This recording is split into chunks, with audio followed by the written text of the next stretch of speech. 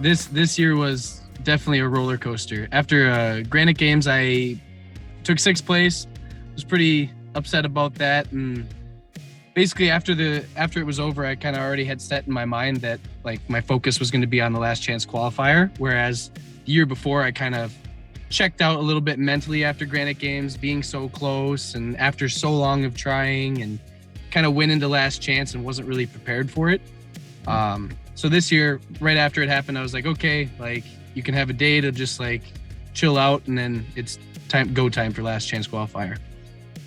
So kind of just took like 2 or 3 days off and just hopped back into training for that. And was there a difference in terms of like how your processing of it compared to the year before? The year prior, you were actually, just a couple points out.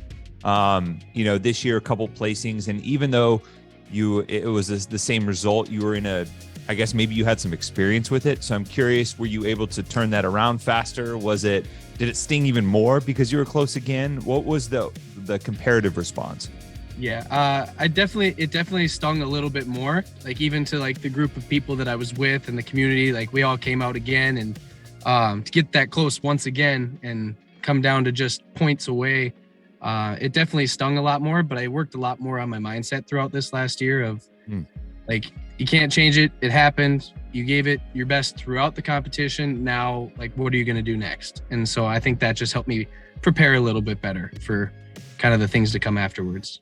Yeah, and touching on that a little bit more, what sort of changes, if any, did you make from last year to this year? I think, you see such a close close call like that, you're not that far off. So it's almost like, do you make these overhauling changes to your training, or do you stay the course? I didn't make any too like crazy things with my training or anything like that. It was just kind of stay the course, keep working the weaknesses, and like I've been at it for 7 years now, and every year I've kind of taken different things away that have kind of kept boosting me like a little bit forward, a little bit forward, a little bit forward. And it was just another one of those years I just needed to, I think this last year it was more like a mental switch of like, okay, I belong with these guys, like not kind of assuming who's going to do good or how I'm going to do in events, and just kind of going at them that way. And then that kind of carried over. That was probably the biggest shift in this last year. Where were you when you got the call that you had actually made it? I was just cleaning my gym. After Saturday morning of classes, I literally was I don't think I trained that day. I just kind of got done with classes and was just going to take some time off and just kind of check out and relax for a little bit. And then, I got a call from HQ, and they said that somebody may be in violation and to get back to training. What was then going through your mind at that point? Because I'm sure that's a huge shift from, all right, I got to focus on next year, to, oh man, I might be going to Madison.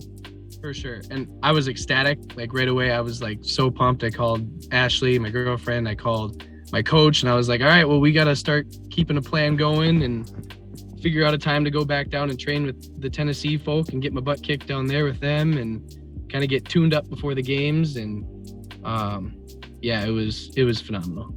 There's almost something poetic about like you in the gym, kind of like cleaning up, doing just kind of the mundane element, like in the affiliate, the place where you dedicate so much of your time and energy to suddenly get that call and get to, I don't know, maybe if it's even for yourself to have that moment in your gym while you're kind of pouring that blood, sweat, and tears into that process. And I'm curious, like, was there any comparison to what you would imagine that moment being like, because you think I'm going to have this like podium at the event, and then instead you get it in the gym while you're sweeping or you're cleaning up for the next week?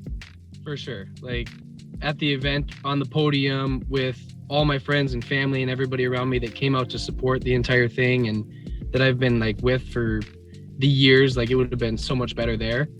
In the gym, it was still like I was pretty like ecstatic and excited for myself, but at the same time, it wasn't solidified until 4 or 5 weeks later still. So I still was like kind of a little hesitant to really let that out.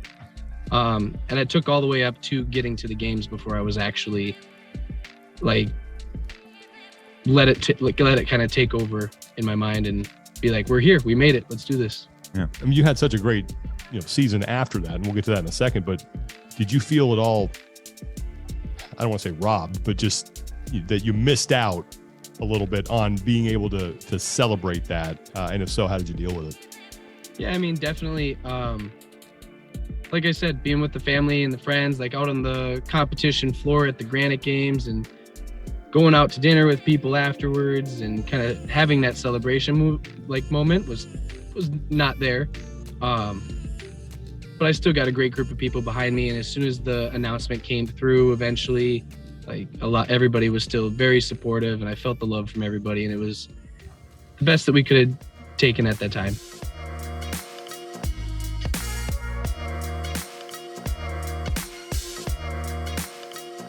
Thanks so much for watching our video. Be sure to comment below, like this video, and subscribe to our YouTube channel to get more videos just like this one. Follow us on Instagram at Talking Elite Fitness.